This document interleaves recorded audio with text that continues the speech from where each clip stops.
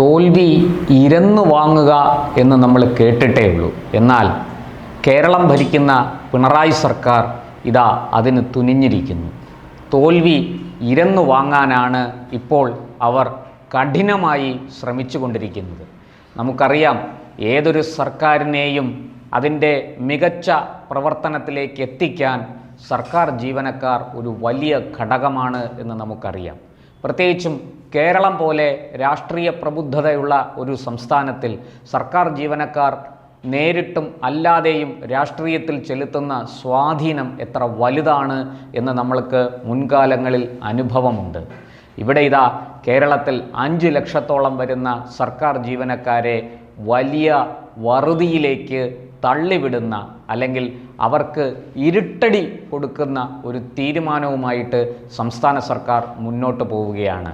മറ്റൊന്നുമല്ല, ഈ ജീവനക്കാരുടെ DA, അതായത് ക്ഷാമബത്ത, ഈ ക്ഷാമബത്ത സർക്കാരിൻ്റെ ആനുകൂല്യമാണ്, അല്ലാതെ ജീവനക്കാരുടെ അവകാശമല്ല എന്ന ഒരു സത്യവാങ്മൂലം സംസ്ഥാന സർക്കാർ കേരള ഹൈക്കോടതിയിൽ സമർപ്പിച്ചിരിക്കുകയാണ്. ഏറെക്കാലങ്ങളായി DA മുടങ്ങിക്കിടക്കുകയാണ്. സർക്കാർ ജീവനക്കാർക്ക് മാത്രമല്ല, സംസ്ഥാനത്തെ പെൻഷൻകാർക്കും DA മുടങ്ങിയിട്ടുണ്ട്. അതായത് സംസ്ഥാന ജീവനക്കാരുടെ എണ്ണം 5 ലക്ഷത്തോളം വരുമെങ്കിൽ സംസ്ഥാനത്തെ പെൻഷൻകാരുടെ എണ്ണം 5.25 ലക്ഷത്തോളം വരും. ഈ രണ്ട് കൂട്ടരും സംസ്ഥാന രാഷ്ട്രീയത്തിൻ്റെ ഗതി നിർണ്ണയിക്കാൻ ശക്തിയുള്ളവരാണ്. വെറും രാഷ്ട്രീയത്തിൻ്റെ അല്ല, തെരഞ്ഞെടുപ്പ് രാഷ്ട്രീയത്തിൻ്റെ, അങ്ങനെ തന്നെ പറയണം. കാരണം ഒരു പെൻഷൻകാരൻ അല്ലെങ്കിൽ ഒരു സർക്കാർ ജീവനക്കാരൻ നേരിട്ടും അല്ലാതെയും ഏതാണ്ട് 4 വ്യക്തികളെ സ്വാധീനിക്കാൻ, തെരഞ്ഞെടുപ്പ് രാഷ്ട്രീയത്തിൽ സ്വാധീനിക്കാൻ കഴിയും എന്നാണ് പഠനങ്ങൾ സൂചിപ്പിക്കുന്നത്. ഞാൻ അതിൻ്റെ വിശദാംശങ്ങളിലേക്ക് പോകുന്നില്ല. ഇവിടെ കേരളത്തിൻ്റെ ഈ സെക്രട്ടേറിയറ്റ്, റവന്യൂ, പോലീസ്, എക്സൈസ് തുടങ്ങിയ വിഭാഗങ്ങൾക്ക് സർക്കാരിനെതിരെ നേരിട്ട് സമരം ചെയ്യാൻ കഴിയില്ല. അവർക്ക് സർക്കാരിനെതിരെ നേരിട്ട് ഈ പറഞ്ഞതുപോലെ കേസുകൾ, കോടതികളിൽ ചെന്ന് കേസ് കൊടുക്കാൻ കഴിയില്ല. അവർക്ക് ട്രൈബ്യൂണലിനെ സമീപിക്കാനേ കഴിയുള്ളൂ. അങ്ങനെ ട്രൈബ്യൂണലിനെ സമീപിച്ച് ഈ DA ആവശ്യപ്പെടുന്നതൊക്കെ തടഞ്ഞു നിർത്താൻ സർക്കാരിന് കഴിയും. എന്നാൽ KSEB, KSRTC, അധ്യാപകർ, ഇങ്ങനെയൊക്കെയുള്ള സർവകലാശാല ജീവനക്കാർ, ഇങ്ങനെയൊക്കെയുള്ള വകുപ്പുകളിൽ ജോലി ചെയ്യുന്ന വലിയൊരു വിഭാഗം ജീവനക്കാരുണ്ട്. അവർക്ക് നേരിട്ട് ഹൈക്കോടതിയിൽ പോയി തങ്ങളുടെ ആനുകൂല്യങ്ങൾ നേടിയെടുക്കാം, അതിനുവേണ്ടി കേസ് കൊടുക്കാം. ഇത് ഇപ്പോൾ പ്രാവർത്തികമായിരിക്കുകയാണ്. യൂണിവേഴ്സിറ്റിയിലെ ജീവനക്കാർ, കേരള യൂണിവേഴ്സിറ്റിക്ക് കീഴിലുള്ള, കേരള യൂണിവേഴ്സിറ്റിക്ക് മാത്രമല്ല മറ്റു പല സർവകലാശാലകളിലെയും ജീവനക്കാർ DA മുടങ്ങി കുടിശ്ശികയായതുകൊണ്ട് 13% DA ക്ഷാമബത്ത, ആ 13% മുടങ്ങിയിട്ട് വലിയ പ്രതിസന്ധി അനുഭവിക്കുകയാണ് അവർ. അതുകൊണ്ട് തന്നെ ഈ വിഷയം ചൂണ്ടിക്കാട്ടി കോടതിയെ സമീപിച്ചു. കോടതി സംസ്ഥാന സർക്കാരിന് നോട്ടീസ് അയച്ചു. ഇതാണ് സംസ്ഥാന സർക്കാരിനെയും, അതായത് നമ്മുടെ മുഖ്യമന്ത്രി പിണറായി വിജയനെയും അതുപോലെ ധനമന്ത്രി KN ബാലഗോപാലിനെയും ചൊടിപ്പിച്ചിരിക്കുന്നത്. അത്രയ്ക്ക് അഹങ്കാരമോ? എന്നാൽ കളി ഞങ്ങൾ പഠിപ്പിച്ചു തരാം, കാണിച്ചു തരാം എന്ന മട്ടിലാണ് ഇപ്പോൾ സംസ്ഥാന ധനവകുപ്പ് കോടതിയിൽ ഒരു സത്യവാങ്മൂലം കൊടുത്തിരിക്കുന്നത്. അത് മറ്റൊന്നുമല്ല, ഈ ക്ഷാമബത്ത എന്ന് പറയുന്നത് സർക്കാരിൻ്റെ ദയയാണ്, സർക്കാർ കൊടുക്കുന്ന ഒരു ആനുകൂല്യമാണ്. നിർബന്ധിതമായി ജീവനക്കാർക്ക് അവകാശപ്പെടാൻ കഴിയില്ല, അത് ജീവനക്കാർക്ക് നിർബന്ധമായി നൽകേണ്ട ഒന്നല്ല എന്ന രീതിയിലാണ് ഈ സത്യവാങ്മൂലം സമർപ്പിച്ചിരിക്കുന്നത്. സത്യത്തിൽ ജീവനക്കാർ വലിയ വെട്ടിലായിരിക്കുകയാണ്. കോടതി സർക്കാരിൻ്റെ ആ സത്യവാങ്മൂലം അംഗീകരിച്ചാൽ ഈ പറയുന്നത് പോലെ പിന്നീട് DA കിട്ടിയാൽ കിട്ടി, ഇല്ലെങ്കിൽ ഇല്ല. നമ്മളൊക്കെ പറയാറുണ്ടല്ലോ, കിട്ടിയാൽ ഊട്ടി, ഇല്ലെങ്കിൽ ചട്ടി എന്ന് പറയുന്നത് പോലെയാണ് ഇവിടെയും. ഈ കൃത്യമായി സർക്കാർ ജീവനക്കാരുടെ അണ്ണാക്കിലേക്ക് ഒരു ആപ്പ് അടിച്ചു കയറ്റിയിരിക്കുകയാണ് എന്ന് തന്നെ പറയാം. അവരെ കൊടും വറുതിയിലേക്ക് തള്ളിവിടുന്ന ഒരു തീരുമാനമെടുക്കാൻ ഒരു പക്ഷേ ഇത് വഴിവെച്ചേക്കും എന്ന് ജീവനക്കാർ ഭയപ്പെടുന്നു. ഈ ഭരണാനുകൂല സംഘടന, അതായത് ഇടതുപക്ഷ ജീവനക്കാരുടെ ഇടതുപക്ഷ സംഘടനകളടക്കം തലയ്ക്ക് അടികിട്ടി തല കറങ്ങി നിലത്തിരിക്കുകയാണ്. എന്തു ചെയ്യണമെന്ന് അവർക്കും അറിയില്ല. കാരണം ഈ അന്തംഗമ്മിത്തരം തലയ്ക്ക് പിടിച്ചതുകൊണ്ട് സർക്കാരിനെതിരെ ഒന്നും മിണ്ടാനും വയ്യ. സർക്കാർ ചെയ്യുന്ന എല്ലാ നയങ്ങളെയും, സർക്കാരിൻ്റെ എല്ലാ നയങ്ങളെയും, സർക്കാർ ചെയ്യുന്ന എല്ലാ പ്രവൃത്തികളെയും ന്യായീകരിക്കേണ്ട ഗതികേടിലാണ് ഈ ഇടതുപക്ഷ ഭരണാനുകൂല സർവീസ് സംഘടനകളും അതിലെ പ്രവർത്തിക്കുന്ന സംസ്ഥാന സർക്കാരിന് കീഴിൽ ജോലി ചെയ്യുന്ന ജീവനക്കാരും. അവരുടെ ഗതികേട് വല്ലാത്തത് തന്നെ. അതിന്മേൽ, അതായത് കൂനിന്മേൽ കുരു എന്ന് പറഞ്ഞതുപോലെയാണ് ഈ സത്യവാങ്മൂലം കൂടി വന്നിരിക്കുന്നത്. സംസ്ഥാന സർക്കാർ വലിയ ഉറപ്പൊക്കെ കൊടുക്കുന്നുണ്ട് ഈ സംഘടനകൾക്ക്. സർക്കാർ പ്രതിജ്ഞാബദ്ധമാണ്, തീർച്ചയായിട്ടും നിങ്ങളുടെ DA കൃത്യമായിട്ട് തരും. ഇപ്പോൾ സാമ്പത്തിക പ്രതിസന്ധി ഉണ്ട്, അതുകൊണ്ടാണ് DA തരാൻ നിർവാഹമില്ലാത്തത്. സാമ്പത്തിക സ്ഥിതി മെച്ചപ്പെടുന്നതിനനുസരിച്ച് നിങ്ങളുടെ കുടിശ്ശിക തന്നു തീർക്കും എന്നാണ് സംസ്ഥാന സർക്കാർ പറയുന്നത്. എന്നാൽ പെൻഷൻകാരുടെ കാര്യത്തിൽ കഴിഞ്ഞ എത്രയോ വർഷങ്ങളായിട്ട് ഉമ്മൻചാണ്ടി സർക്കാരിൻ്റെ കാലം മുതൽ DA കുടിശ്ശികയായിരിക്കുന്നതുണ്ട്. പലരും മരിച്ചുപോയവരുണ്ട്. അവർക്ക് ഇനി DA കുടിശ്ശിക നൽകേണ്ടതില്ല. അത്രയും തുക ലാഭിക്കാം സർക്കാരിന്. നിലവിൽ ജീവിച്ചിരിക്കുന്ന ആൾക്കാർക്കാകട്ടെ ഈ DA കുടിശ്ശിക എന്ന് കിട്ടും എന്ന് ഒരു പ്രതീക്ഷയുമില്ല. അവർക്കറിയില്ല ഇത് എന്ന് സംസ്ഥാന സർക്കാർ നൽകും എന്ന കാര്യത്തിൽ.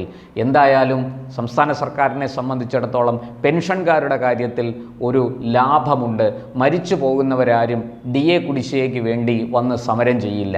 ജീവിച്ചിരിക്കുന്നവരാകട്ടെ പ്രായം ചെന്നവരാണ്. പലർക്കും ഈ സെക്രട്ടേറിയറ്റിൻ്റെ മുന്നിൽ വന്ന് സമരവും മറ്റും ചെയ്യാൻ പറ്റിയ ആരോഗ്യ അവസ്ഥയല്ല ഉള്ളത്. അതുകൊണ്ട് തന്നെ അവരിൽ നിന്ന് കാര്യമായ എതിർപ്പുകളൊന്നും ഉണ്ടാകില്ല എന്ന് സർക്കാരിനറിയാം. അതുകൊണ്ടാണ് കാലങ്ങളായി, വർഷങ്ങളായി DA കുടിശ്ശികയായിട്ടും പെൻഷൻകാരുടെ കാര്യത്തിൽ സർക്കാർ വലിയ ഗൗരവമൊന്നും കാണിക്കാത്തത്. വളരെ സീരിയസ് ആയിട്ടല്ല, വളരെ ലളിതമായി നിസാരവൽക്കരിച്ച് ആ പ്രശ്നത്തെ അങ്ങ് തള്ളുകയാണ്. പറയുമ്പോൾ നിങ്ങളുടെ DA കുടിശ്ശിക ഉടൻ തന്നു തീർക്കും എന്നൊക്കെ വാഗ്ദാനം കൊടുക്കും. പ്രകടന പത്രികയിൽ വെണ്ടയ്ക്ക നിരത്തും.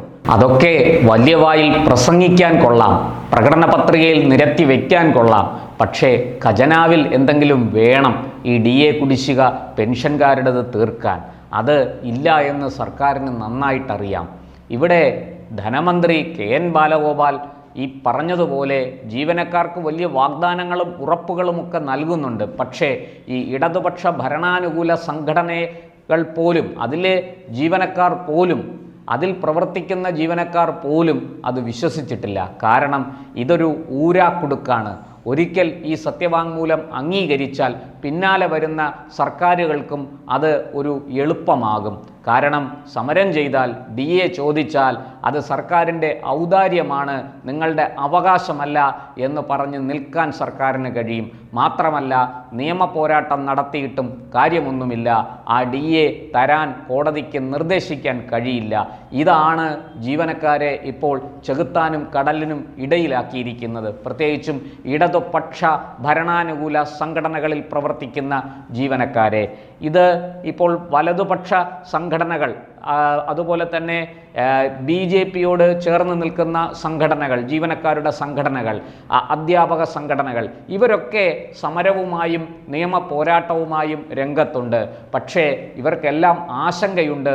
കോടതി ഈ പറഞ്ഞതുപോലെ സർക്കാരിൻ്റെ സത്യവാങ്മൂലം അംഗീകരിച്ചാൽ സ്ഥിതി ആകെ കഷ്ടത്തിലാകും.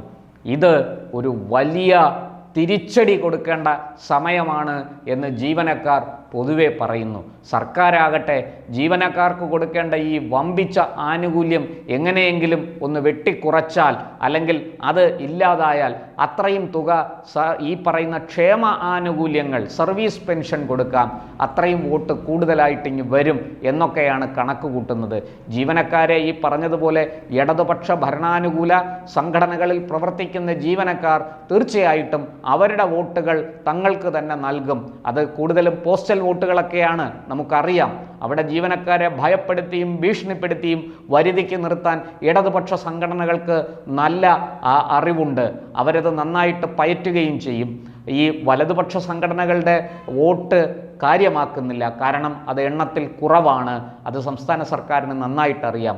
അതുകൊണ്ട് തന്നെ സർക്കാർ ജീവനക്കാരുടെ കൊങ്ങയ്ക്ക് പിടിച്ച് മുറുക്കിയിട്ടാണെങ്കിലും ശരി ഈ പണം ലാഭിച്ച് അത് സർവീസ് സെക്ടറിലേക്ക്, സാമൂഹിക ക്ഷേമ പെൻഷനുകളും മറ്റും നൽകുന്ന, ക്ഷേമ ആനുകൂല്യങ്ങൾ നൽകുന്ന പദ്ധതികളിലേക്ക് ഡൈവേർട്ട് ചെയ്യാം, വഴിതിരിച്ചു വിടാം, അത്രയും കൂടുതൽ വോട്ട് പൊതുസമൂഹത്തിൽ നിന്ന് നമുക്ക് കിട്ടുമല്ലോ എന്നാണ് കണക്കുകൂട്ടൽ. അതൊക്കെ കണ്ടറിയേണ്ട കാര്യങ്ങളാണ്.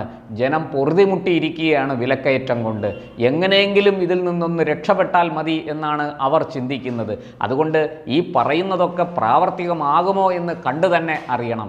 എന്തായാലും ഒരു കാര്യം വ്യക്തമാണ്, സർക്കാർ ജീവനക്കാരെ അങ്ങേയറ്റം ദ്രോഹിച്ചുകൊണ്ട് മുന്നോട്ട് പോകാനാണ് ഈ സർക്കാർ ശ്രമിക്കുന്നത്.